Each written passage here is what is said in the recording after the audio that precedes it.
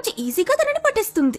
ఇదంతా చూసి వీళ్ళ సేఫ్టీ కోసమే వచ్చానని డైలాగ్ వదిలిన ఆ డేవ్ ఏమో వెనక ముందు చూడకుండా ఎస్కేప్ అయితే చాలని ఆ అమ్మాయిని కాపాడడానికి కూడా ట్రై చేయడు. వదిలితే చాలని జీపెక్కి చెక్కిస్తాడు. బట్ ఆఫ్ కోర్స్ ఇతను అంత ఈజీగా ఎస్కేప్ అవ్వలేడు. స్పీడ్ గా డ్రైవ్ చేసుకుంటూ వెళ్తూ తీరా చూస్తే ఆ కిల్లర్ క్యాంగ్రూ ఇతని వెంట పడుతూ ఉంటుంది. చచ్చండ్రా నేను అంటూ భయంలో ఇతను స్పీడ్ పెంచితే చంపుతాండ్రా నిన్ను అన్నట్టు అది ఓవర్టేక్ చేసుకుంటూ మరి వచ్చి ఇతని బండిని గుద్దేయడంతో ఇతను బ్యాలెన్స్ తప్పి జీప్ స్ట్రైట్ గా తీసుకువెళ్లి ఒక చెట్టుకు గుద్ది యాక్సిడెంట్ చేసేస్తాడు.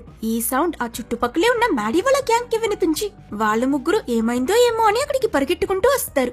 డేవ్ కొన ఊపిరితో చావు బ్రతుకుల మధ్య పోరాడుతుంటాడు.